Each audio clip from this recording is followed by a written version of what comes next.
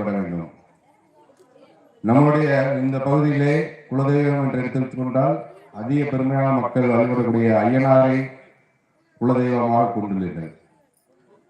அனுதினமும் காலையில் எழுந்தவுடன் நாம் நம்முடைய குலதெய்வத்தை மனதார நினைத்து இரு கைகளையும் கையை விரித்துக் கொண்டு நம்முடைய குலதெய்வத்தை வழிபாடு செய்ய வேண்டும். இன்றைய தினம் இனிமையான நாளாக அமைய வேண்டும். இன்றைய தினம் எங்களுடைய எண்ணங்கள் நிறைவேற வேண்டும், எங்களுடைய சுகம் நன்றாக இருக்க வேண்டும் என்று நாம் அனுதினமும் வழிபட வேண்டும். அதே போன்று நம்முடைய முன்னோர்கள் சொல்லியிருக்கிறார்கள், புராணங்கள் இருக்கின்றது. இந்துக்களுக்கு மட்டும்தான் புராணங்கள் இருக்கின்றது, இதிகாசங்கள் இருக்கின்றது, வரலாறு இருக்கின்றது. மற்ற மதத்தெல்லாம் எடுத்துக்கொண்டிருக்கின்ற அவர்கள் வரலாறு இருக்கிறது. கிறிஸ்துவ மதத்தை எடுத்துக்கொண்டால் அவர்கள் கிறிஸ்துவ பிறப்புக்கு பின்பு கிறிஸ்தவர்களுக்கு முன்பு என்று ஒரு இயேசு அவர்கள் இந்த பூமியிலே வந்த பின்புதான் அவர்களுக்கெல்லாம் மதம் உண்டு. அதே போன்று இஸ்லாமியர்களுக்கும் முகமது நபிகள் என்ற ஒரு வந்த பின்புதான் அவர்களுக்கும் ஒரு வாழ்க்கை நெறிமுறை உண்டு. இதையெல்லாம் தாண்டி எந்த காலத்துல இந்து மதம் உருவானது என்று பல ஆராய்ச்சிகள் செய்து பார்த்திருக்காங்க. ஆராய்ச்சியில் கூட இன்னும் முடிவுகள் சொல்ல முடியல. அவ்வளவு ஒரு புனிதமான மதத்துல நம்ம இந்துக்கள் பயணிக்கிறோம். இன்றைய காலங்களில் நவீன உலகங்கள் வர வர நம்முடைய தெய்வ வழிபாடுகள் குறைய ஆரம்பிச்சிருக்கு. என்னோட மூத்தவர்கள் வரை அந்த நம்முடைய இந்துக்களுடைய வரலாறுகள், இந்துக்களுடைய புனிதர்கள்லாம் திரைப்படமாக காண்பிப்பார்கள், நாடகங்களிலே டிவியில் ஒளிபரப்பு செய்வார்கள்.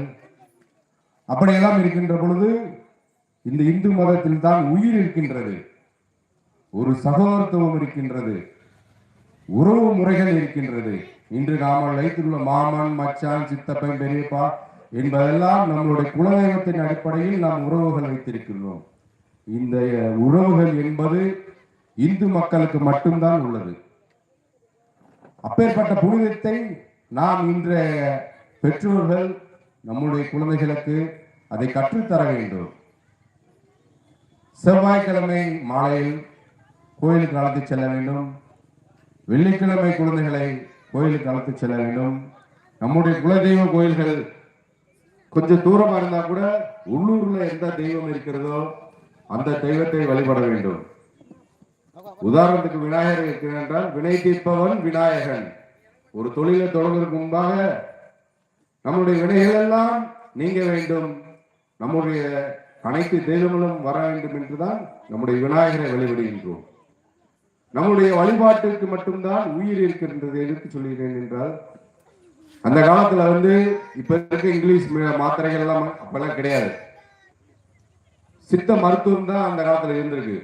உலகத்திலே முதலாக மருந்துகள் கண்டுபிடிக்கப்பட்டவர்கள் நம்முடைய சித்தர்கள்.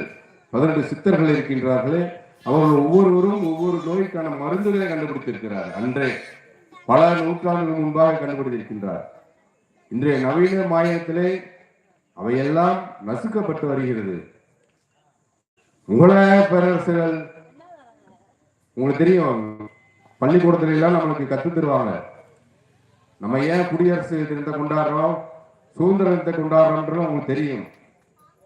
நம்மெல்லாம் வெள்ளையர்களுடைய ஆட்சியில, முகலாயர்களுடைய ஆட்சியில நம்ம எல்லாம் என்ன செஞ்சிருக்கோம், நம்மளோட அடிமைப்படுத்தப்பட்டு நம்மளுடைய புனிதத்தை அழிக்கப்பட்டு கோயில்களை இடித்து நம்மளுடைய மதத்தை சார்ந்தவர்கள் தான் இங்க இருக்கிற இஸ்லாமியர்கள், கிறிஸ்துவர்கள் யாருமே பூரா வெளிநாட்டிலிருந்து வந்தவங்க கிடையாது. இங்கு உள்ள அனைத்து இஸ்லாமியர்களும் கிறிஸ்துவர்களும் நம்ம போன்று இந்துக்களாக வாழ்ந்தவர்கள். அந்த வெள்ளக்கார காலத்துல நம்மளால அடிமைப்படுத்தப்பட வேண்டும் என்று நம்மில் பயந்த சிலர்கள் தான் என்ன செஞ்சிருக்காங்க, மாற்றி செஞ்சிருக்காங்க. அந்த மதத்தில் அவர்கள் எல்லாம் அவருடைய